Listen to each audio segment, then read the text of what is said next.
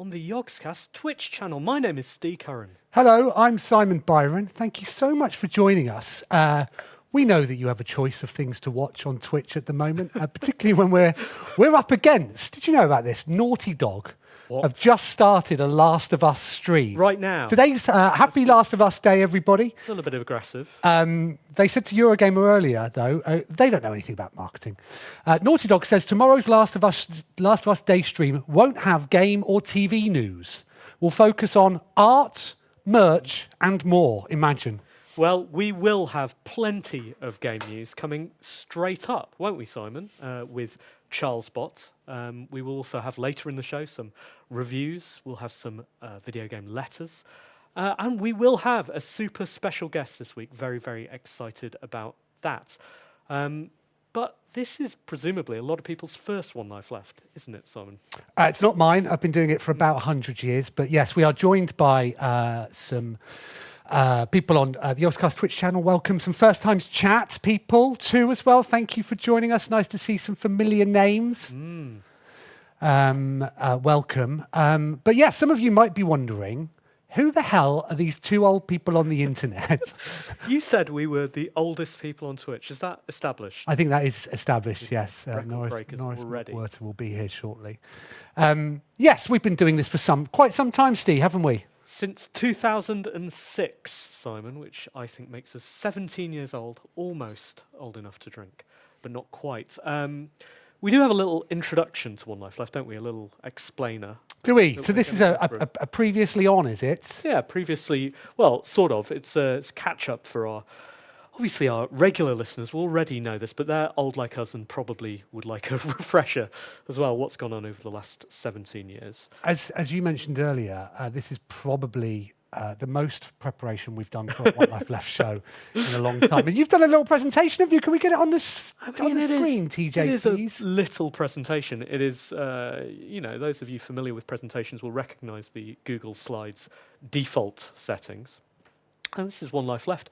A brief, very brief history. It's mostly, honestly, pictures that I have dredged up from my Google Photos by searching for locations we have been in, and that has been risky. So okay. It's been risky. There are some photos in here that I think will fill you with dread. Shall we click on then? I think we should click on. Okay, welcome then to A Brief History of One Life Left. So for those of you who are not familiar with the radio show, here are some basic facts for you. Fact number one, presented by me, Steve Curran, and over there, Simon Barron. Now, the next voice you will hear is not either of us. It's our third presenter, who currently is Charles Bot. Isn't that right, Simon? It is. He will be joining us shortly. Charles Bot is a artificial intelligence newsreader. We believe one of the first in the world. We are pioneers. We have been pioneers for 17 years in video game radio. And he stepped in when our previous co-host, Anne Scantlebury, retired at the end of last year. We're very grateful for him, aren't we, Charles Bot? We are. It's weird. It's weird not looking at you. I'm finding this a bit odd. I know. Me too. It's over here. Yeah, I don't know. Don't know. We'll get used to it. Okay. It's nothing bad about this. We're exploring. So next fact. Established in 2006, we are the longest running English language radio show about games in the world. Literally in the world. We're not the best. We would never claim to be the best, would we? But we are the longest. We are at least claiming to be one of them. One of the longest, unless you know better. The English language bit has had we've had to add that quite recently after someone said, yeah, there's a Spanish one. Okay. And they're good as well. Are they? Yeah, so we make no claims to being good at all, but we do make a claim to have been doing this for ages. We broadcast weekly on London's Resonance 104.4 FM. It's greatest radio station in the world. Even if you don't enjoy your time with us, please tune into Resonance and listen to their wonderful programming. And we are loosely about video games. Both Simon and I work in the video game industry, which you would think gives us a kind of inside track into what's going on, makes us a step ahead of every other podcast and radio show out there about games. Is that true, Simon? We are about to disprove that. We are going to disprove that with every minute of the next hour and a half. Was that my final fact? Oh yeah, roughly, here's what to expect. Magazine format. Now, both Simon and I are ex-games journalists, so we based One Life Left around the shape of a magazine, which is, you'll hear the news in a short time. There's letters, still time for you to get your letters into One Life Left if you want to stick them on the One Life Left Discord. We will have a guest, super special guest later. There will be some reviews later in the show, and just nonsense generally across the show. We're a family. Anything else? Any other questions? We've had a question from the chat. We do. It's from Revolution Adventures. Raise his hand. Is Charles Bot our boss too? Now, we should draw a distinction between Charles Bot and games industry legend Charles Cecil. They are not the same person. Any resemblance, entirely coincidental. Yeah. Is that okay? He does know about it, doesn't he? Sort of. Right. Final fact, we are award-winning. Now, we'll get to that in the pictures section of this introduction. So we are a radio show. The only way I could find to establish this was some old photos from the archives. Now, when we started at Resonance FM, we were in a basement studio on Denmark Street. That then moved to Borough High Street. And this is these are the only two photos I could find of our preparation. The Mike Live sign and a can of Carlsberg. I mean, what more could you need to run a radio show? Yep. Essential ingredients. Next photo, please. There's a photo of us in the studio about 10 or 12 years ago doing our thing with a BBC micro. That's Anne there, you can see, being bewildered by a piece of old technology, and Simon driving the show. Yeah, where were you that? I don't know. Well, Dave presumably- Green's in, is he? Maybe I was taking the photo. Oh, okay. I don't know. Would explain it. Look at young us. You look beautiful. Oh, there, dear. there I am. There I am. It was a different time, wasn't it? Yeah. Who's taken that picture then? Someone's made some notes. I would love to zoom in on that. Why am I here? Please Never help. do this again. Exactly, yeah. So yeah, we broadcast from a proper radio studio. With a piano, no less. Established a piano if we ever fancied breaking out into song. Oh, the days of slim fit shirts.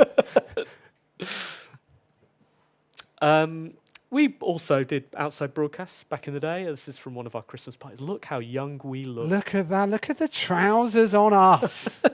Crikey. Look at the tinsel. Continue. Next step. Now, we have guests on the show. This was one of the few photos I could find of. We've had many important guests on the show, haven't we? I was making a list earlier. Go on. Warren Spector, Yep. Joe Cornish, Joe Cornish, yeah. Ian Lee. Ian Lee. He was on the show, wasn't he? We had some people from Naughty Dog, I remember. Okay. GDC. Are they still listening? Probably not. They're listening to their own one, aren't they? But we once invited some men who did puppets on the radio. Always good for radio. Yeah. And we got about 5 minutes in and thought, this is just two men. This is just two men talking. Yeah. And who wants to listen to that? Well, we're going to find out, aren't we? We've done outside broadcasts at events. This was at E2, which was Keith Stewart's rival to E3. Look at that with renowned author Stephen Paul. Poole. And look at you with your beard. Beard and a beanie. Yeah. Yeah.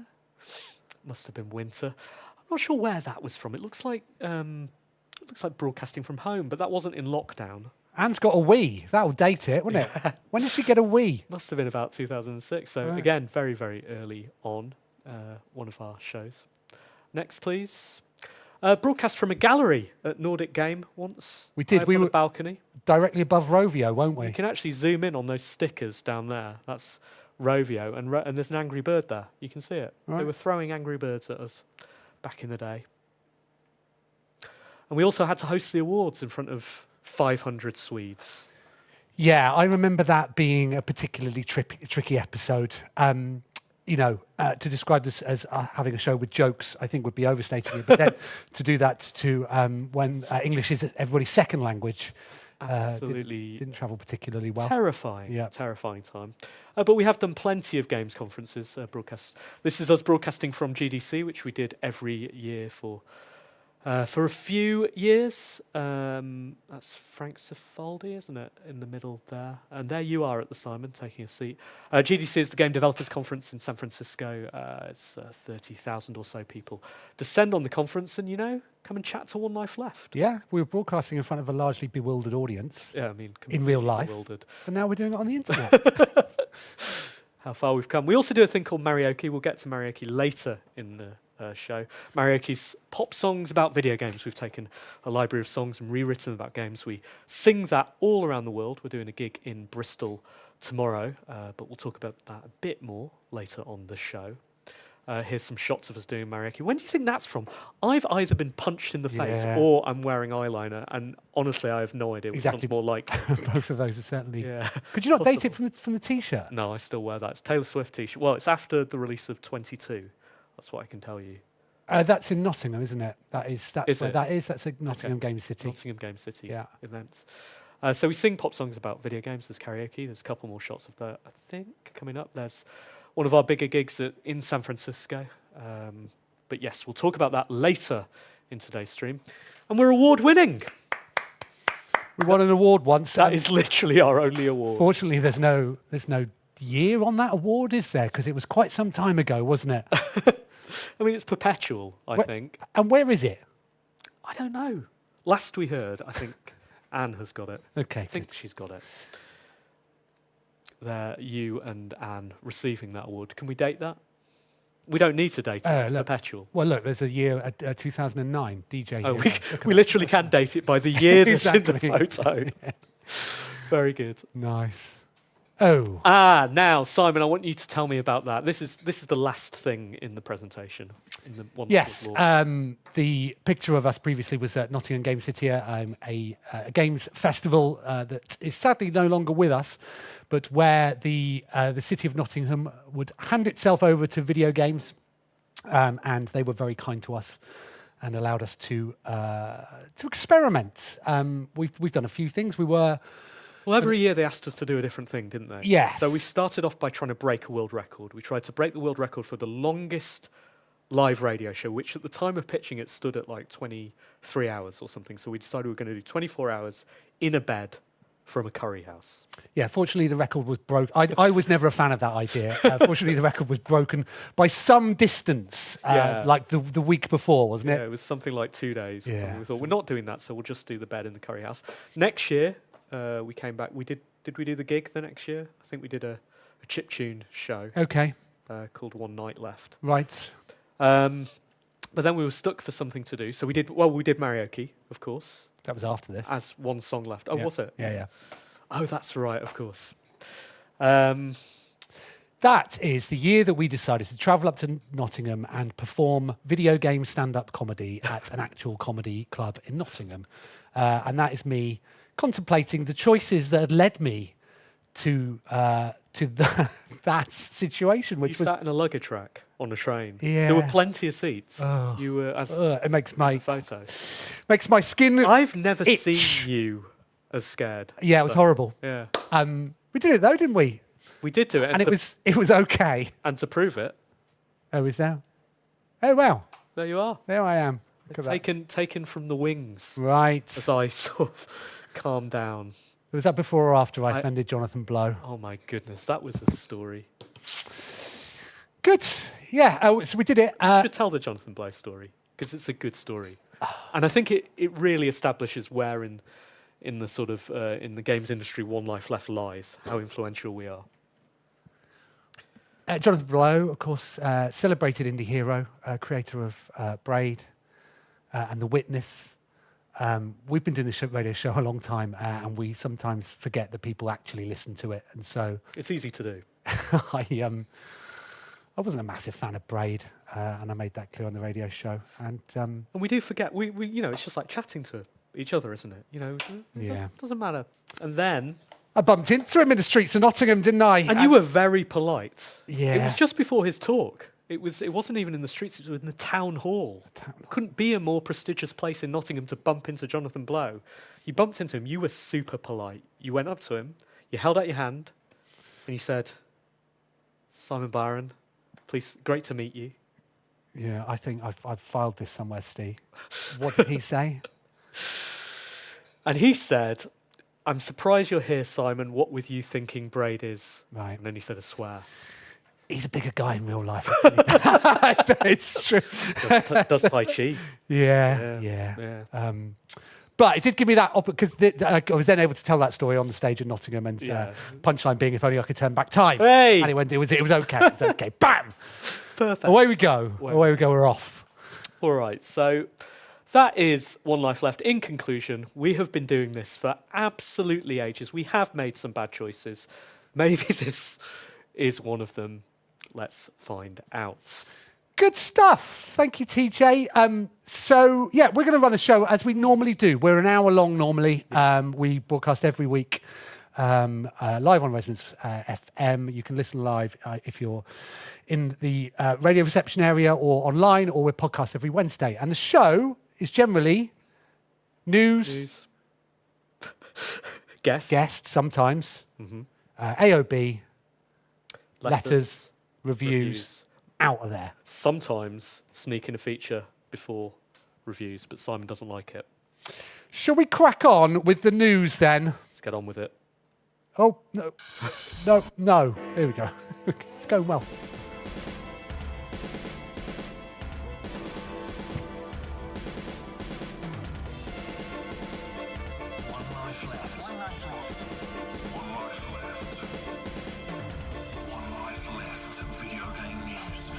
Me, CharlesBot 1.1. I can't hear anything.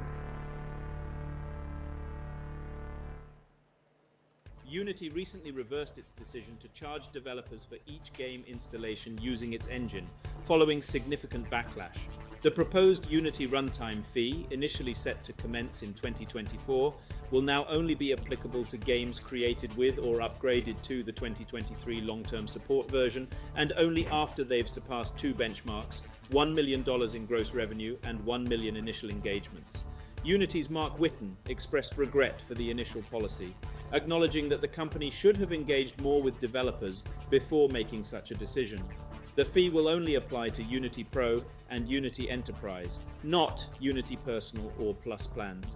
It's almost like Unity is the clumsy chef in the kitchen of game development, always dropping the pot and then scrambling to pick it up again. But hey, at least they're trying to clean up their messes, right? As for what's next, we can only speculate. Perhaps Tim Sweeney, the founder of Epic Games, will announce a new policy where developers are paid for every bug they find in the Unreal Engine. Now, wouldn't that be a game changer? So do you want to explain exactly what and who CharlesBot is and what led him here? So CharlesBot is a AI creation. I've been experimenting, so I'm a game developer, and I've been looking at AI and how you can use it to make games interesting, like see if there are any practically useful ways you can employ AI in games to make them different. And as part of that, get a bit of license to experiment with new technologies. And one thing I thought was maybe we can create a newsreader. So Simon takes a news story every week, or he takes 5 news stories, feeds them in to CharlesBot's engine, and CharlesBot processes, reads it out, but sums it up and reads it out. Yes, and that was the big news story of the week. Unity did, as we suspected, reverse their decision to charge everybody retrospectively for using their engine. It came as no surprise, Steve, did it? Well, I wasn't here last week, so I didn't hear this. Oh, you news. didn't turn up, did you? Yes, I forgot. Right, yeah. I got stuck on a series of buses. Yes. I tried to broadcast from a park. You advised me against it. It did look dangerous. Yeah. But yes, there was a significant uproar from the development community, not surprisingly, and lots of law firms were suddenly blogging about we think this, yeah. Now, our advice would be to seek advice from a law firm. Exactly. But if you can't, here's my opinion. But everybody seemed to agree that it was unworkable, if not illegal, which was And so Unity said, our bad, sorry, we didn't mean to do this. And they've wound it back. All is forgiven, or is it though? Well. No, some people have cancelled ports now. Have they? Yes, there was a game this morning or yesterday where they said, you did say you weren't going to do this again, did you? And then you did do it again. How can we trust you in the future? So they've cancelled it. Right, and that's what I've seen, the sort of...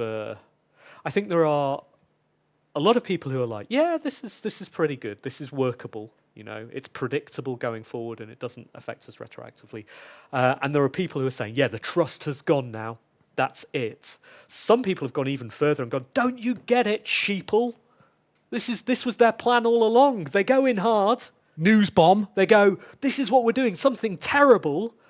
And then they apologise and they wind it back. And then they only do something quite terrible. And then everyone goes, well, that sounds pretty good, actually, compared with the terrible thing.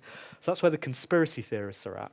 Well, it remains to be seen what the long-term damage is. Obviously, we're seeing some short-term reaction to it there. I did ask Charles Bott to speculate how Tim Sweeney could use this to his advantage.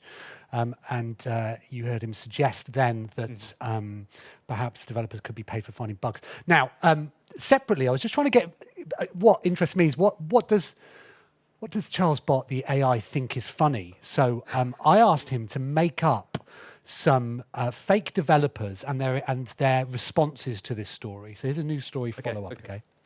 Unity's decision to reverse its plan to charge developers every time a game using its engine is installed has been met with a wave of support from the game development community, some of whom have expressed their approval in rather unusual ways. I'm thrilled, said Mortimer Morty McPixel, the eccentric creator of the cult classic Pixel Pandemonium. Now I can finally afford to buy that life-sized replica of a medieval castle I've been eyeing. It's all about the ambience when you're coding, you know? Meanwhile, the enigmatic duo behind the hit game Cosmic Catastrophe, known only as X and Y, expressed their relief in a more unconventional manner. We were planning to sell our collection of rare vintage alien action figures to cover the costs, they confessed. Now we can keep them safe and sound in our secret underground lair. Even the notoriously frugal developers at Penny Pincher Studios, creators of the popular Budget Battle series, chimed in. We were considering downgrading our office coffee to instant, admitted CEO Penny P. Pincher. But now, we can continue to fuel our team with the finest artisanal brews. It's a win for everyone. The decision to only charge per-install fees for games that have made over $1M in gross revenue and had 1M initial engagements has been hailed as a fair compromise by many in the industry. The developers behind the upcoming Dungeon Delvers Long-Term Support Edition, set to release in 2024, were particularly enthusiastic. We were worried we'd have to start charging players for every sword swing and magic spell, they joked. Now, we can keep the focus on making a great game, not nickel and diming our players. I mean, there's some stereotypes being drawn upon there, isn't there? Really. I thought it was, what makes an AI laugh? It's that. It's Mortimer Morty McPixel. And the game developer's known simply as X and Y. No, that's mysterious, isn't it? It does show a little bit how ChatGPT works, and that it works in cliches and sort of builds off preconceptions, and it is, just fancy predictive text. In the end, but I think Charles Bott's done quite a good job there. Hideki Kamiya, the creative force behind Bayonetta and Wonderful 101, is set to bid adieu to Platinum Games, the company he co-founded, on October 12, 2023. His departure, a result of personal contemplation, leaves the future of his current project, Project GG, in the balance. Kamiya has a reputation for being rather blunt on Twitter. For instance, he once told a fan who asked about a sequel to one of his games to ask in your next life. On another occasion, he responded to a fan's question about a game's release date with a curt, "when it's ready." He's even been known to block users who ask him questions in English, stating that he only responds to questions in Japanese. While Platinum Games mourns the loss of his unique character and creative prowess, industry experts speculate that Kamiya might pop up at another studio, possibly one backed by Chinese tech behemoths. Some speculate that his departure may be due to a desire for a change of pace, or perhaps even to escape the scrutiny and criticism he often faces on social media platforms like Twitter. So, keep your eyes peeled, folks. The Kamiya saga is far from over. Oh, I hope it is over. Do you? I mean, I don't have any emotional investment in Platinum Games, do you? No, I've enjoyed some of their outputs, but the personality, I think, sometimes overshadows the work itself. Indeed. He made the decision after a lot of consideration based on my own beliefs, is what he said. I mean, how else do people make decisions? Generally? You ask ChatGPT these days, yeah. Do you know, so he's famously grumpy on social media, as Charles Bott mentioned. Do you know what his rules are? I do not. Tell me his rules. 1, check my log/stroke profile before you tweet. 2, Wait. Check. Oh, right, I see. So you don't ask him questions that are already answered by the profile. Well, and then he says no repeated questions, which I think is implied in the first rule. Okay. No advice, no tagging me in your conversation, no request or asking about games which are not mine or our IP. No Bayo 2, no Metal Gear Revengeance, sorry. Right. And no, there's a swear coming up, no shit posts. He ends by saying, my block button is bigger than ever. Join the conversation. TJ, could you pop up the other screen?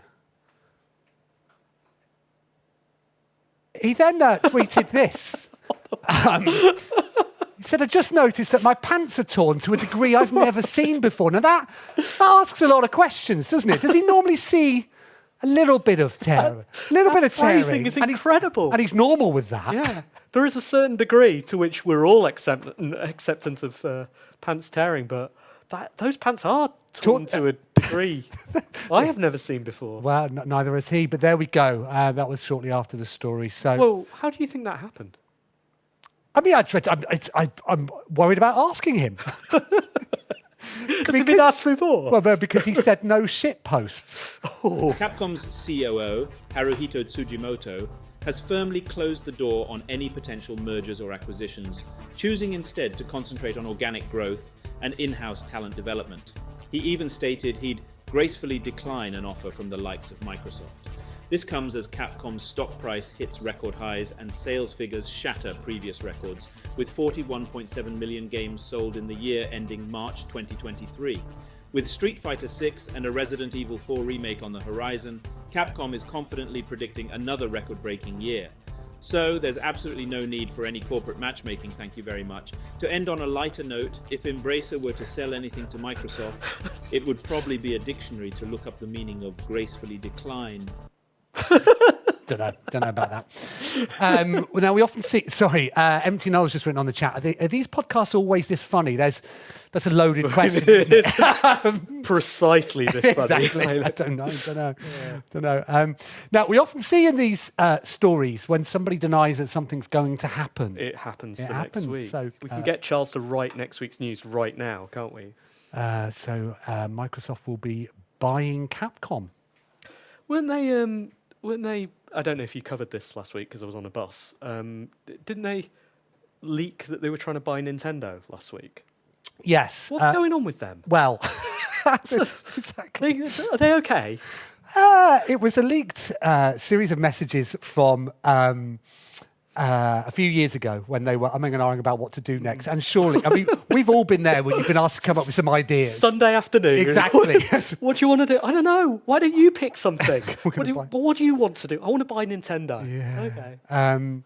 So, that was one of the suggested things that they could do. Lots of other bits and bobs in there. Lots of other things where they were speculating about how much they'd need to pay to get games into Game Pass, which made lots of people's eyes light up. And then people went, that was a few years ago. They're probably paying a bit less now, which is almost certainly true. Edinburgh-based studio Builder Rocket Boy, led by ex-GTA producer Leslie Benzies, has unveiled the official trailer for its upcoming game, Everywhere. The studio will soon start closed alpha testing and is encouraging players to sign up and reserve their usernames. Everywhere is a multi-world gaming experience that merges gameplay, adventure and creativity, allowing players to participate in endless activities or create their own. The game, set to redefine player interaction with the digital world, is expected to release in 2023. Benzies envisions a future where game creation is in the hands of players, with Everywhere providing the necessary tools and inspiration. However, there are certain games that Everywhere doesn't seem to remind you of. Games like Minecraft with its block-based building, or The Sims with its life simulation aspects, or even Fortnite with its Battle Royale mode. It's possible that these features are being considered for inclusion in Everywhere, as they would further enhance the game's creative and interactive potential. It is possible, Charles Bot, isn't it? It is that's, possible. drawing on those. TJ, can we get the other screen up, please? Because Steve, you've heard the description of everywhere there. It's coming. I did hear a description. I don't know if it falls under description. It was words. It's coming from a studio or some individuals with a huge pedigree. Yeah. Did you watch this trailer? I did not watch this trailer. Can we have a live reaction from Steve? Steve reacts to. Steve reacts to Okay. the Everywhere trailer, and Right. is it? Just talk us through your thoughts and feelings about a game which promises It promised everything to everyone. Everything. All right. Well, that's certainly an E reflected, and we're going through it. What if we could build a world? What would we do if we could start again? What would we create? Oh my goodness. This is Everywhere. The metaverse is back, we can Simon. Transform it, improve it, make it our own. I We like. are all What if we could do architects. anything? So we're going to do what? Let's just shoot at each other or play skee ball. And Those are the two things we all want to do. Oh, or jump over something. Imagine, Steve. Those are. Look, I didn't know you could have a hammer that big. A massive hammer. Never been built. Our reality. Our Cars. friends. Your imagination. Some men with beards. That's my imagination. It's a car and some men with beards, and then some dancing. Oh my god.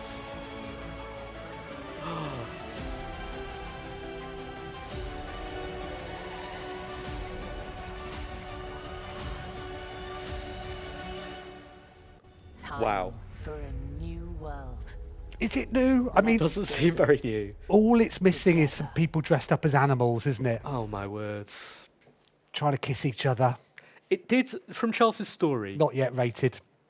it does feel like one of those kind of politician situations where you might sit him down and go, but what do you mean? What can you actually do? Well, anything. You can do anything. Name something. You name something because you can do it. Anything. You can shoot stuff. Jump Well, over stuff. The closed beta's coming soon, Steve, and I shall see you in there. Well, probably.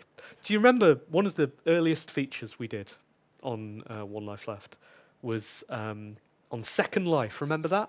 Second Life.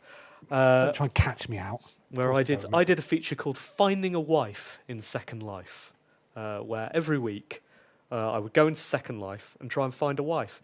And it lasted 1 week because everyone in there was absolutely terrifying and I didn't want to play anymore. So yeah, see you there. Well, it seems like the Nintendo Switch is about to get a bit more cowboy action.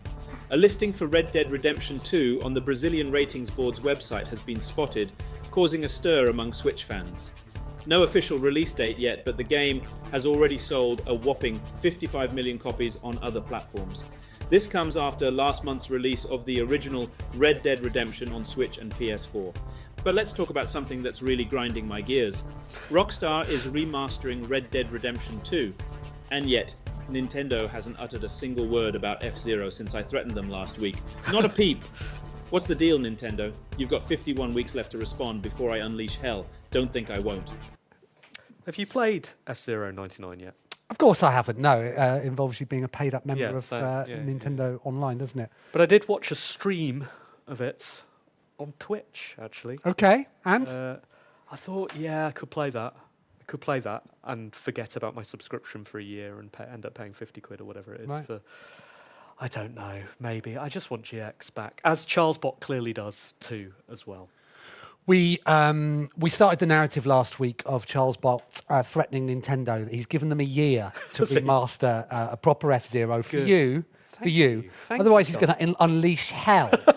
And we wanted to know, obviously there were lots of fears about what the AI uprising is going to do. And who would have thought? Historians, when they look back, it will be caused by the lack of F-Zero. Indeed. Good. Well, that was the news. Thank you, Charles Bot. Thank you, Charles Bot. We would normally play a jingle now. I've lost the tab. But should we Push that button. Unity is No, let's not. No, Let's bring him on now, shall we? Let's Shall we? bring Charles on now. straight away. Let's bring the real man on, who we are delighted to be joined today by the man himself, the inspiration to us all, particularly Charles Bott. There he is, up on the screen. Hello, Charles. Steve, I'm so pleased to see you fit and well. The story from last week's One Life Left was terrifying. It was terrifying for me as well in the park. Yeah, I bet. And we could only hear it from Simon's perspective, and we just didn't know. All we could do was worry. Charles, you are an absolute pro. You've had your people listen to last week's show, haven't you? And just give you a brief summary. It's got ChatGPT to do. Listen to this. Welcome, Charles. It's lovely to see you. Good to see you, Charles. Who would have thought we'd be speaking to you under these circumstances, live on Twitch? Well, under the circumstances that I think it was wonderful Kish Arani, who actually said, "Oh, what do you think of the fact that One Life Left is has got Charles Bott and is using your voice?" And I said, "Kish, I have absolutely no idea what you're talking about." But I trust those guys implicitly, and they can do what they want. Is how you finish. But he said, "But imagine the royalties," and all I can imagine is that you didn't take my bank details down correctly, because today, I do go in each day expecting to be rich, but it never happens. Generally, though, how do you feel listening to the stories read out in something that sounds quite similar to your voice? Well, the problem, of course, is that it's so much more intelligent and better informed than me that I feel slightly humiliated that the AIs really have taken over, because I think it's definitely a lot cleverer and wittier than I am. So what hope is there? Well, there'll always be a place for you, Charles. Whatever happens here, can we? Bless you. Thank you, Bryony, for the raid. I didn't realise that you consider Charles Bott to be the third presenter, having taken over from Anne. That is a huge compliment, of course. Could be you, Charles. Could be you. It's not you. It's just a coincidence, but it could be you. Well, Charles, I did notice that Simon did say that any resemblance between myself and Charles Bott are purely coincidental, which of course I take on. Is not legally provable. You can't prove it. How are you, Charles? What are you up to at the moment, then? Well, we just had a wonderful Gamescom last month, where we were able to announce that we're doing a huge. This is turned into a plug already, Simon. And Steve. Sorry about this. You were quite explicit about why you wanted to come on. I wanted to come on because I admire the longest running, most successful English language podcast ever. And you guys. You're good these days, Charles. You're good. You are good. Yeah, you are good, Charles. But we're a radio show. But thank you. Thank you for asking. A radio show, that's right, sorry. A radio show that becomes a podcast, which, as I was driving to Wales at the weekend, I thought, I've listened to One Life Left for a month or two. I think I'll listen to the last episode, which is why I'm just so well informed. Very good. But yeah, so it was great, and it was lovely to see Steve at a Gamescom, and indeed it was in Dubrovnik where I last saw him bearing his chest on a catamaran, which was quite a sight to behold. What's interesting is that I saw you at Gamescom, but it was nice to see Steve. You did see me at Gamescom. I know. Yes, I'm sorry about that. Anyway, so let's say so basically for Gamescom we're doing a hugely enhanced version of our first Broken Sword game, and we're also working on a sixth as well. So it's kind of taking up all my time, and it's very exciting. You guys know, you've both written games, and it's just amazing. No one's asked me to remaster any of mine. We should formally introduce you. Thank you to Chat, who's doing a good job of that. This is Charles Cecil from Revolution Software, founded in the 90s, most famous for doing the Broken Sword games. And yes, you announced that you are remastering 1 and 2 for which formats, Charles? We're going to do it for everything. This is not enormously exciting, but I'll tell you anyway. We're bringing over the Broken Sword 5 engine, which was Switch, PlayStation 4, and we can do 5, Xbox One, Series, Apple TV, Android. I mean, just everything. And we'll be merging the code together and just enhancing the game. I mean, that's. But it will be on every platform. And how will it work then? So you were explaining to me at Gamescom when it was nice to see you. That you'll be able to enjoy the game in the original with the original visuals or enhance and hop between them. How does that work? Well, the way I presented it was I showed the 4K version, and everyone would say, "Oh yes, no, I remember that," and I'd say, "Ha ha, no, this is how it looked," and then switch to the 640-400, and we're very lucky because we have an incredibly loyal and wonderful community, and we have over 25 years, which is how long this game's been running. A huge audience and a lot of affection and love, and it was just lovely to be able to, and a lot of journalists, because a lot of them grew up playing adventure games, and being able to switch between the two was just fantastic, because people of course remember games through those low resolution games, and they put so much into their mind in terms of how they imagined the game, but it really was like a sort of snowstorm of pixels of but now we can bring it to to high resolution. It's great. So that addresses the sort of update of the graphics. Are there anything else, any sort of similar things that you had to address? Things that people are remembering that when they would go back they'd find a bit more clumsy. Things that you've updated now. Well, I have to say I replayed the game, and was the script writer was a guy called Dave Cummins, who was just fantastic, and he was quite progressive at the time. So. We're in a position where actually the game is there's very little that's not really all that relevant for today, but there are a couple of things that we're just tweaking. We're also the audio back in the day, the audio, because it was all streaming from CD, was compressed to 11 kilohertz, which is horrible. So we're able to then enhance that back to sounding good. And another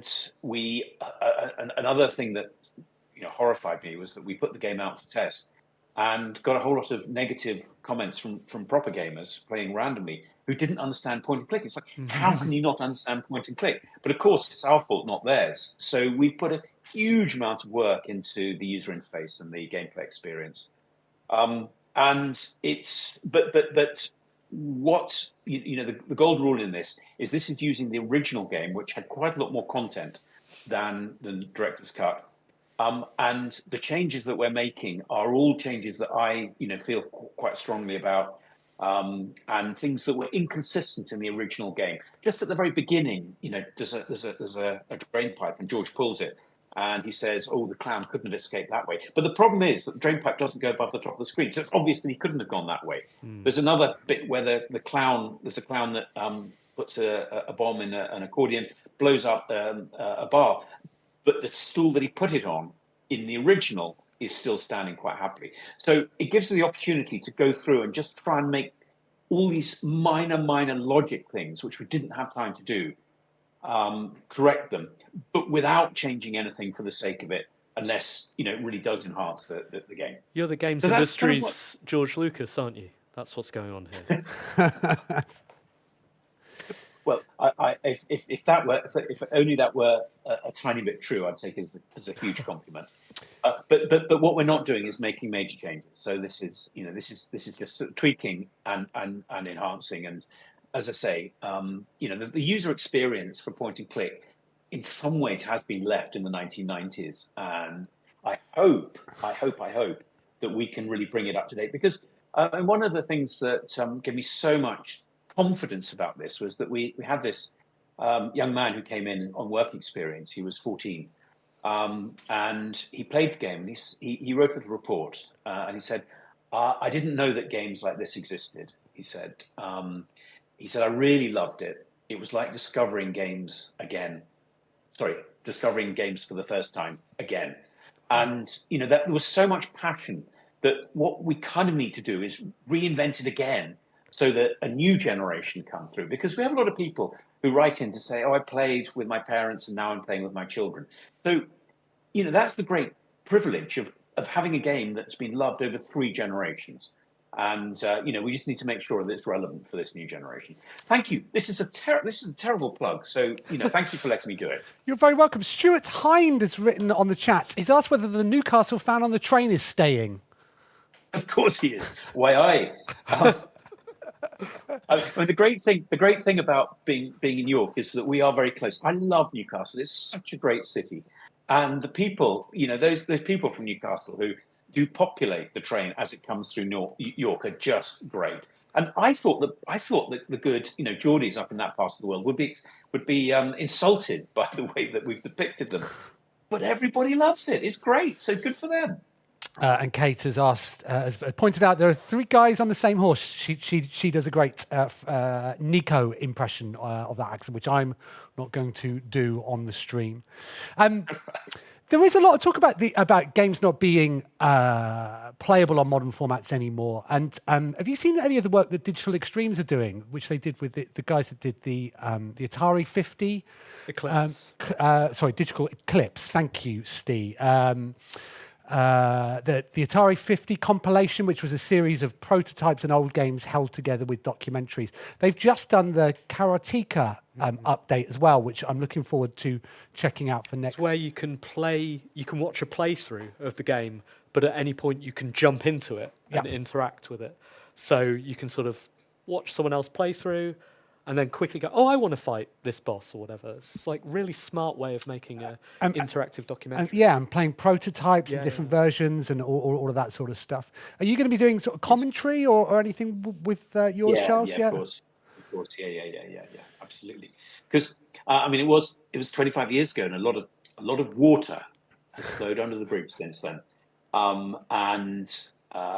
Anybody who gives me the opportunity to talk about the past, talk about anecdotes, and also talk about the future, as you kind people have, as you well know, I will jump at the opportunity. Mr. Harchester United says the music is so amazing in the Broken Sword games. Will we see any of the soundtracks on Spotify? What a good question. Do you know, I was speaking to Heather Phelan, Barrington's wife, just a couple of days ago, and that Barrington, or Bazza, as he used to like to be called, passed away last year. It was, and he was hugely talented. And it was just so lovely to talk to Heather. But the way that they worked is, and this is kind of, sorry, I'm sounding like a politician because I'm answering a completely different question here. But the way they used to work was that Heather was incredibly passionate about games and about adventure games. And she would play it again and again and again and come up with all of these cues. And then Barry would watch a video. She would then video, and he would compose the music to these hundreds and hundreds of cues. And it just worked really well. She owns the copyright. So now I am answering your question. She owns the copyright. So we will be looking to publish it, but we need to do that with her permission. But, as an aside, what Game Republic, which is a brilliant networking group in Yorkshire, did was they arranged a concert, and they played the Broken Sword music, full orchestra, and it was just one of the most moving things. It was phenomenal. So, sorry, I haven't answered your question at all. The answer is yes. Good. When can we expect to see the remastered version? If you asked me, it would have been about 3 or 4 months ago. But if you ask people who actually have much better scheduling skills and contingency, then it's going to be sort of probably February next year. Great. And then tell us about Broken Sword 6. Oh, yes. So Broken Sword 6 is using hand-drawn textures but applied to 3D. And we put a little video of it out for Gamescom. The characters themselves were just placeholder, and so probably shouldn't put them out at all. But the main thing is really to try and create the beauty of 2D hand drawn, but in a 3D environment, so that as the camera moves, you get a very dynamic movement, more so than you would with 2D. Having said that, in 2D, what I really love is the way that a really skillful layout artist can, because obviously what you're doing is you're moving a camera across a flat page or down a flat page. And what I think is so extraordinary is when the artists, within that single sheet of paper, can change the perspective And there is something really, really dynamic about that. The original Broken Sword was drawn by a layout artist called Owen Capel, who again passed away a couple of years ago, and was absolutely brilliant. He had a life of working for the Don Bluth Studios in Dublin.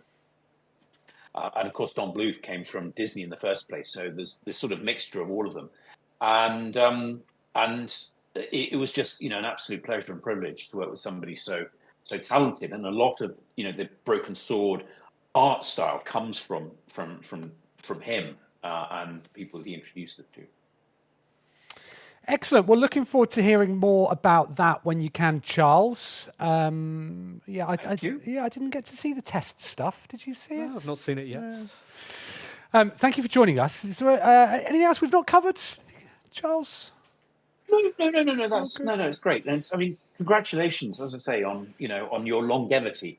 And It's literally the only thing anyone can congratulate Exactly. us about. Brilliant. Well, how can and your talent. I didn't mean longevity. Talent. That was the word I was looking for. how can people who are watching or listening keep up with what you're up to, Charles? Oh well, I was going to say Twitter, but I haven't actually answered. Oh, it's not called Twitter anymore, is it? I haven't been onto Twitter for ages. I tell you what, if anybody wants to kind of keep in, then as everybody says, Steam wishlisting is just fantastic. The algorithms take on board all of the Steam, and then the wish lists, and they help promote it. So that would be fantastic. Otherwise, if you go onto our website, revolution.co.uk, we actually have an old-fashioned subscription list. So sign up to that, and the wonderful Wendy will put out fairly irregular updates with all the news. It's also been pointed out in chat to join the Revolution Discord, Twitter through you. Oh, yes. And then the chats, it's just disappeared. Somebody asked a question about the rendering. Will the rendering be the same, similar to Beyond the Steel Sky in the new game? Because they loved that. Very good question. Very good question. Do you know? I don't know. I'd love to do. I actually listened to My Perfect Console with Peter Molyneux as well as I was driving to Wales. What is going on? Are you advertising another podcast on Why our would podcast? you do that? Jesus Christ! It's I was not saying, nearly as don't good as get us yours. started This now. is our big day, Charles. I was saying to you It's not nearly earlier. as good as yours. But you know, It's not nearly as good as Keith yours. Stewart on Twitter said he pointed out that podcast and he said, two of my favourite men talking about video games. And he said that about two other men just before we go live on our big special day. special day, and now this. I'm so And now sorry. this. I'm so sorry. I always preferred Monkey Island. I didn't. Sorry, go on, Charles. We're only joking. I was just going to say that Peter was talking on the Definitely Inferior podcast about all of the things that he'd make up on the fly. He'd say, that's a really good idea. And that's going to be the case. And that was his problem. Or that was the problem that led to the rock, paper, shotgun interview. So all I'm saying is that I'm going to learn from that and not do the Well same. done. Except to say it's a great comment. And thank you for the compliment. And it's certainly something that we should do. But I'm not going to say it is something that we will definitely do, because that's got other people into trouble before. Wonderful. Thank you, Charles. You've brightened up our screen. You've helped us out immeasurably by joining us as a guest. Thank you so much for that. We'll hope to see you soon. Well, it's always a pleasure. Thank you so much.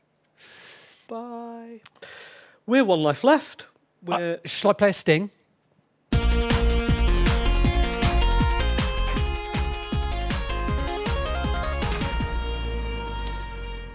Lovely Charles there. We're One Life Left. We're broadcasting on Resonance 104.4 FM, but this is a very special day. We're also streaming live on the Yogscast Twitch channel. It's good, isn't it, Simon? It's whizzing by, isn't it? It is. What were we worried about? We'd better crack on, hadn't we? If you want to know more about One Life Left, we have a website where you can listen to our shows, www.onelifeleft.com. If you go to hello.onelifeleft.com, there are links there to the Discord. Also, you can read our show notes, which will have been put together by our under caretaker, Phil. he may have a bit of editing to do this week. And it's the wonderful Pickaxe team as well who supports us. And coming up after us is the excellent Pitch Please. So do stick around for that and enjoy all the podcasts that are being streamed during Pickaxe Week. But before that, we've got a couple of other things to run through, don't we? This is the any other business bit, is it? Well, Or we were going to doing talk about letters? Marioki. The Marioki That's any other presentation. business, I think. All right, let's do that. TJ, can we go for the other screen, please? So, we mentioned Marioki earlier. Marioki is the thing that Simon invented. It's always important to say that. Simon invented Marioki. It's a team effort. It's always a team effort. It's always a team effort. But Simon invented it. The idea that we would rewrite the lyrics to pop songs and we would sing them with an audience. It would be like a gig, karaoke type thing. And we'd host it and we'd do it at Nottingham Game City. We'd do it once and then we did it twice and so on. It became a thing. And so we're still doing it 12 or something years on. And it's super fun. You can find out more details at marioki.com. I think that QR code will take you to the website. Quick sort of overview. That was the earliest reference I could find to Marioki in one of our... That's as as fully formed as ideas. Yeah, just like... don't they? I think we went to the pub and we were like, let's brainstorm some ideas for Nottingham. Should we rewrite something? Bang, done. So we called this thing Marioki. Well, actually, originally we called it One Song Left. And then we asked on Twitter what we should call it. And Simon Parkin, Friend of Charles's ours. favourite, Exactly. Simon Parkin, said Marioki, obviously, like karaoke but with Mario. Now, it turns out that's not without problems. No, I mean, it's a brilliant name. And this was our first corporate identity. I remember just as Marioki was taking off, I was chatting to a guy who worked at Nintendo at GDC. It was his birthday. And I said, we were running it at GDC in San Francisco. And I said, are you going to come to Marioki later? And he said, I might do. It's my birthday. And I said, do you mind us calling it Marioki? And he went, nah, it's okay. Just as long as you're not using any imagery of Mario. I said, okay, yeah, probably don't come. Yeah. So we rebranded a little bit to Marioki. We got a nice font. Marioki, obviously disassociated from Mario. And we did, as Simon said, we got bigger and bigger and bigger. We did a huge gig in Sweden, about 250 people in the audience. Brilliant, brilliant night. And at the end of it, two men came from the back of the room. And they were wearing suits. And they had Nintendo lanyards on their little Nordic game badges. And they gave me a Nintendo lanyard. They said, we want you to have this. We absolutely... You're ours now. They said, we loved the night. We loved it so much. We found it so funny. And we're not going to tell Japan. And it's good that they don't have the internet in Japan, isn't it? So that was when we decided to rebrand completely into Marioki, modded karaoke, Marioki. You know, you say it the same, but no court in the land could convict you, because you can see the etymology right there. It stands for modded karaoke and nothing else. So we changed the words to video games, changed the words to pop songs about video games. This is Simon setting up for the first ever Marioki, or One Song Left in Nottingham, right there. And in the next photo, you can see him and Anne singing through or doing a sound check for a song. I think that is Disco 2000. Yeah. Next one. That's Simon singing on the night, singing his song about Peter. Peter Molyneux, as mentioned by Charles. See, it all hangs together. And here's a photo of the first crowd at Marioki as well. But since then, we've sort of escalated. We started doing a regular night in Dalston every month. There's some familiar faces there, aren't there? There's Derek Williams, front row. You can see James Scott there as well. Ben Hall, front row as well. Next photo. There we are on stage, the one we saw earlier. Next.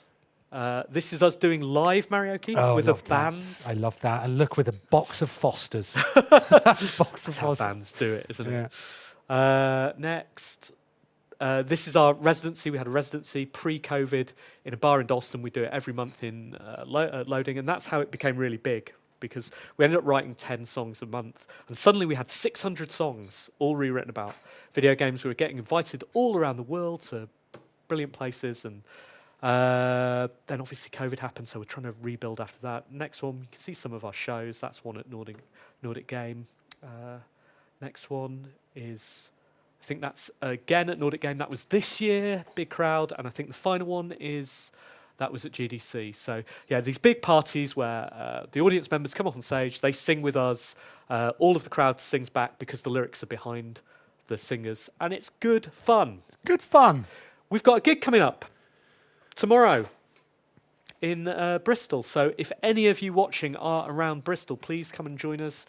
It's at Z Alley. We've never played at that venue before. You can buy tickets on the door or go to marioke.com/Bristol. That'll take you to the Eventbrite page where you can buy them at a bit of a discount. Now, you had an idea, didn't you? I did. I thought, how do we introduce the concept to the watching audience without us actually having to sing it? Because no one wants that. But the thing about Marioke is that it's all about the jokes. Yep. And as the one thing I learned when we did do actual stand-up, I learned it from one of the professional comedians that did it, was to have the confidence of the pause and to use expectation as something that fuels or powers the joke. And I thought it might be fun for us to play, just to show how it works, to see who on chat can guess the joke. Now, there are some people in chat who've obviously been to Marioke and will know the answers to these songs before they come up. So if you are sure, if you've seen the song before, you know the song, don't spoil it in chat. Here we go. So this is song one. Game That Tune. Do you know this one, Simon?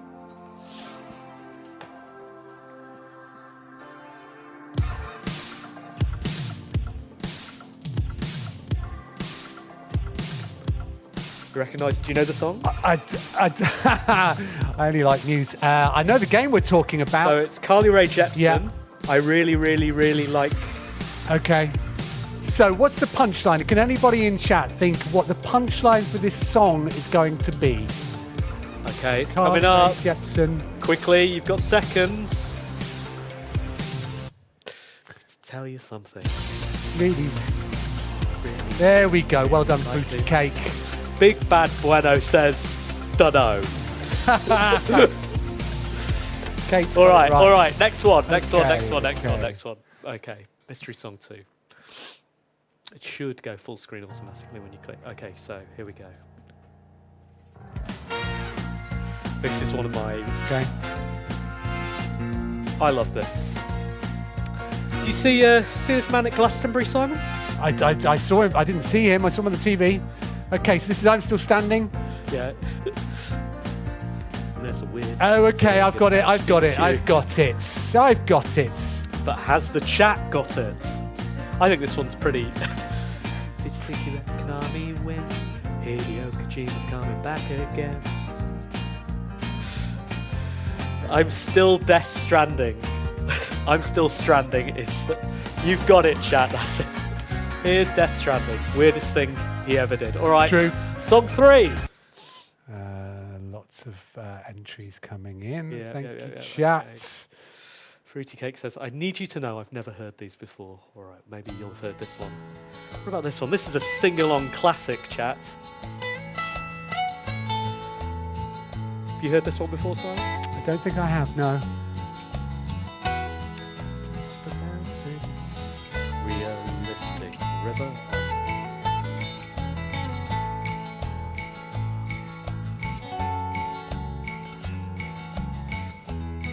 Come on, someone must have got it. Now it's obvious, it's on screen. It's not Minecraft, it's not Quake, it's not Battletoads Take Me Home. That's a good one though. Maybe we should write that one. Good. It's Dwarf Fortress. Of course it is. No points for chat. All right. Losing's fun. Pesky dwarves. Right, Mystery Song 4. Okay, we'll do a couple more. Too young for that one. Okay. It's one of my favourite songs of all time. Have you heard this one, Simon? I mean, You know the song, I'm right? familiar with the song. I don't think I've heard the Marioke version. Okay. So, what I would say is there's, involved in this Marioke rewrite, there is a game but there is also a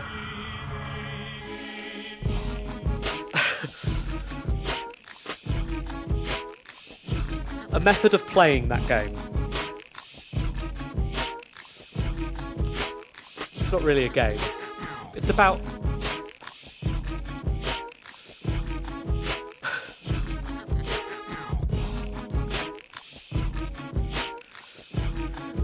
I would say that this isn't life advice.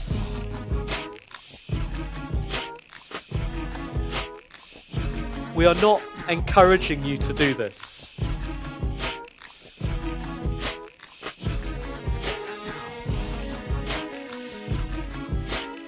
It's piracy. Morgeezy says piracy. But what are we pirating? What are we pirating? You know that I refuse to pay to subscribe. That's why I turn to crime. Come on! Come on!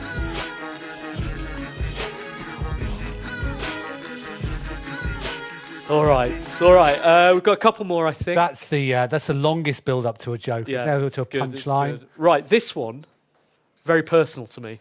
This is something I believe in. Again, this is the game will be pretty obvious,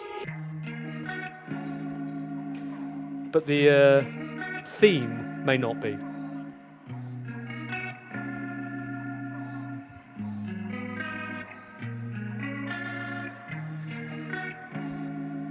I mean, that's basically it. It's about how Zelda's the woman. Is she? No.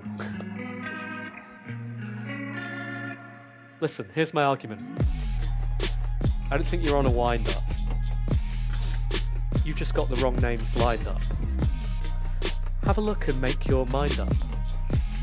Yeah, you can see him, blonde hair right there on the cover. That's Zelda! Why would it be anything else? Because nobody else thinks this way. Baby, read his name for God's sake.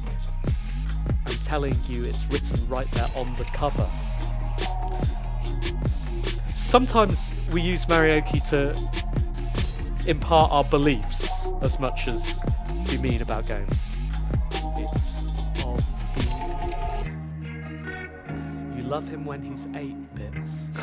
You love him when he saves Link, that's right. It's Link you're trying to find. Okay, that's enough for that one. Okay. Two more. Are they quite as long, Steve? No. Even my wife and daughter have gone to watch Charlie and Lola. All right, what about this one? What's this about? You know the song, right? I will do. It's Wyclef Jean. Right. Jean. Uh-huh. Perfect Gentleman. So what could it be about?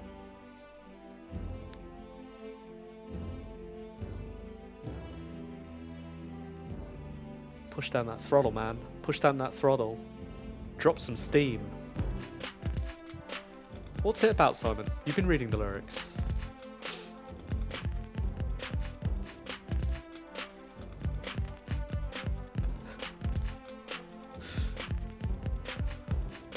Just because I drive loco, it don't mean me a bro now.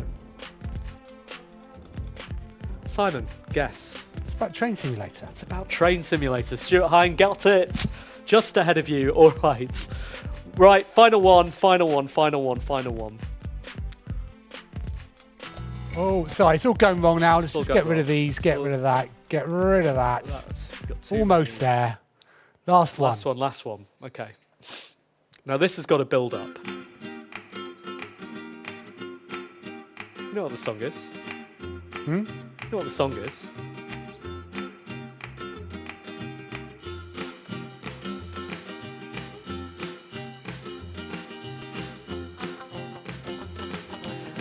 And Jefferson thinks Quake.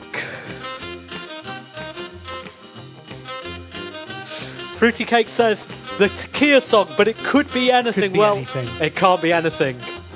3 syllables, surely, says Stevens Rocket. That's good, that's good. You're halfway through the instrumental, you gotta go. You gotta go. Quick Killer. No. Here we go. seconds. Sekiro. All done. Very good, very good. Thank you, TJ. There we go. That's karaoke. That's karaoke. I mean, there are some actual karaoke hits in there as well. Holding out for a hero. There are some bangers in there. Bangers in there, or a selection like that. Good. Those are bangers. I mean, not bangers in the sense that I would recognise them. No, I mean, there was true, no that's uprising. No Fallout Very Boy. true. Very true. But there are 500 songs, I think, on the list, 600 or something like that. Do come along to our gig in Bristol, which is on Wednesday if you can. If you can't, we have a gig in London on Friday, the 13th of October during EGX. If you want to get tickets for that, you can find them at marioki.com/EGX. There we go. There's a poster. Sorry, TJ. Look, there's a poster going. If we just pop back to that, we're going to... yes, that's Marioki for you. So join the Discord. See you there. That's the Bristol gig. The next one's the London gig, I think. If you press right. It's on. Oh, sorry. No, Sorry. it's almost the end of the show. Sorry. No, I don't know where to look, Simon. Very good. All right. We're... who are we? We're One Life Left. Thank You're listening to One Life Left. Still one life left after all these years. And we're on Twitch, which is fun. I'm enjoying it. We've got 10 minutes to go. We've got to do the letters. Email, messages, and forward BCC. One Life Letters. Thank you to those that have sent emails in. Chris writes, dear team, Charles Bott and SSG. Even with the Discord live show, the scheduled airings on Resonance, the secret Resonance player and the podcast version, there's still a lot of time to fill every week. So I occasionally find myself listening to other podcasts. This weekend, whilst trying to do some running, any links to the Strava One Life Left Club, I was enjoying the downbeat, self-deprecating, meandering and tangentially riffing 60 songs that explain the 90s. I was delighted to hear that in a 2017 Facebook post, Tony Hawk prompted Trent Reznor to talk about how Depeche Mode was a major inspiration for the debut Nine Inch Nails album Pretty Hate Machine.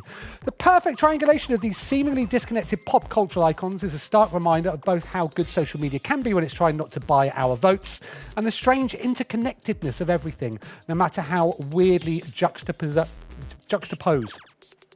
Also, having demonstrated this by cramming as much as I can into one letter, I open the question up to you. What's the least obvious inspiration for a video game that you can recall, or the most unusual cheerleader? The Rock helping Bill Gates launch the original Xbox was a very turn of the millennium thing, and the less said about Imagine Dragons' collaboration with Bethesda, the better. Over to you. The least obvious inspiration for a video game that you can recall. Ooh. Least obvious inspiration for a video game. Repeating it is not helping me think of an answer.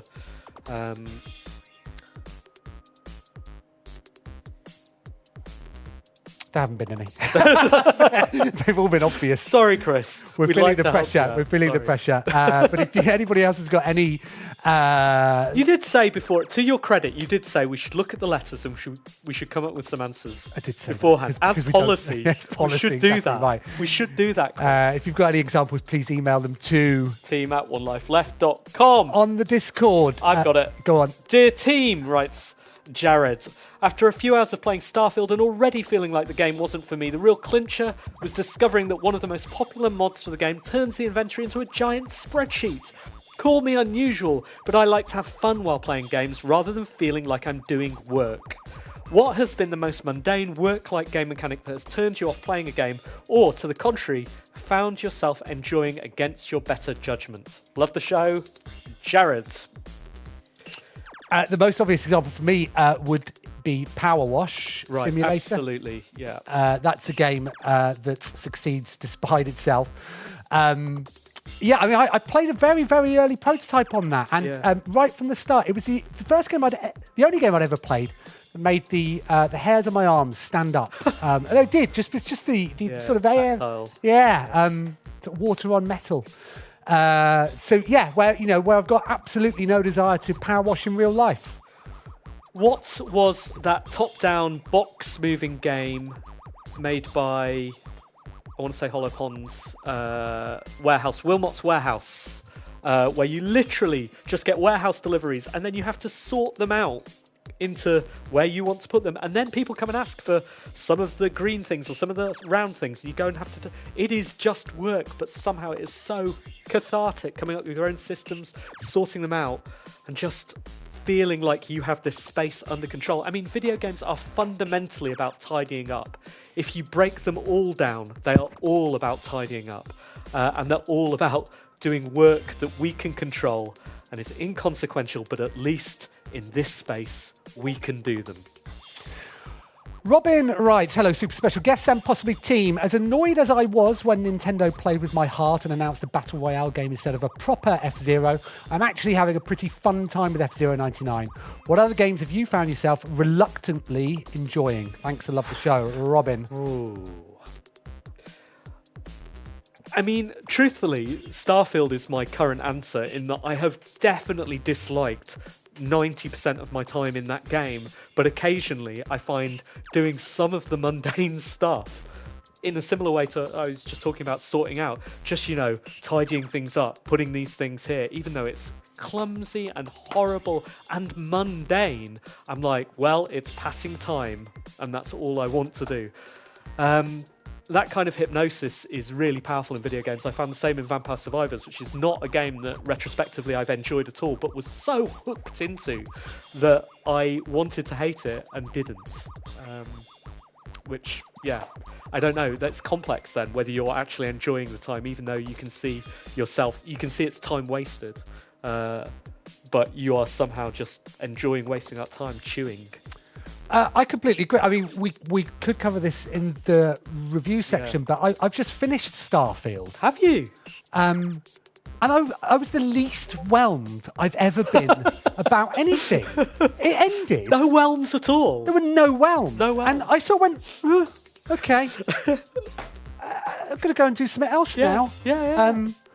From someone who was, who loved Skyrim, most of Bethesda's games, Stargox mentioned we'll negative. Talk about that in the reviews. Yeah, I genuinely don't know why I did it. Right, we need to crack on. Reviews, final reviews. section of the show. Thank you for sticking with us. Let's roll on with the reviews. Yeah, so the review section in One Life Left tends to sort of either be 20 minutes when we've absolutely messed up our timing earlier, or really, really short. And luckily, we have so much experience, we can fill this section, however long it is, by talking about whatever we've been playing at the moment, which this week for both of us is Starfield. Well, I finished it. I've moved on to something new. Well, have you? Yes. So I've sort of moved on to something old because I just got to a point in Starfield where I was like, why am I playing this? I don't like any of it. Just like, finish it. I don't finish it. Yeah, I don't like going to find these magical space rocks, and I don't care what happens when you find them. I don't care about the powers you collect. I don't ever use them. I don't think any of the characters are engaging. I don't think any of the side missions are interesting at all. I don't like any of the mechanics that I'm using while I'm unveiling, unfurling, uncovering all of this stuff. I'm not enjoying it, so I've got an idea. I'll just stop playing it. So I've stopped playing it. 7 out of 10.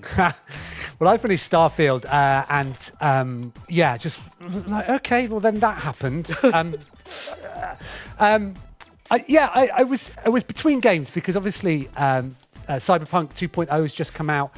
Along with the expansion, which I'm really, really looking forward to. I finished Cyberpunk originally, even when it was bad, apparently. Right. I did really enjoy it. But lots of stuff coming up. Very, very busy time. But I thought I'd pop over and have a look at what had been happening in Assassin's Creed. Oh. And so I did the London one. It was about £3 on Steam. Right. Assassin's Creed Syndicate. So I did that. That's the one I tried to get to my house in. Right. And you got just to where my house is, and then it goes, nope. Danny Wallace didn't want you to. Yeah. It's become a Batman game, hasn't it? It's got a grappling hook, and the combat's sort of very, very similar. But it's really good, and there's something nice about the setting. Victorian London. It looks incredible. Couldn't see your house. I've liberated a few cities. It's when Assassin's Creed used to be Assassin's Creed before it became a massive RPG that's far too big. I'm enjoying it lots, finding it the switch between the two characters a bit forced. nonetheless, I will continue on. 7 out of 10. I've played a couple of other games as well, but I'll talk about them in the show next week because we are running out of time. I should say as well, I have gone back to Baldur's Gate and immediately died in the same section. I couldn't get past last time, but I think I am going to continue, especially now it's on Mac. That is a definite 7 out of 10. There we go. That's the end of the show. Done. Thank you. I know it's rough in places. Yeah. But I was all right. all I right. enjoyed doing that. Thank you so much for watching and sticking with us. We've been One Life Left. You can find us every week on Resonance FM, as we mentioned, or podcast afterwards. Do join our Discord. We'd love to see you on the Discord. Yeah. But yeah, thanks for having us, Pickaxe. Do stay on for Pitch Please. Or is it Comfort Zone? Which one is it? Pitch Please. I'm getting confused by chat. Thank you, TJ, for looking after us while we're here. Yes. Until next week. Goodbye. Bye. Thank you.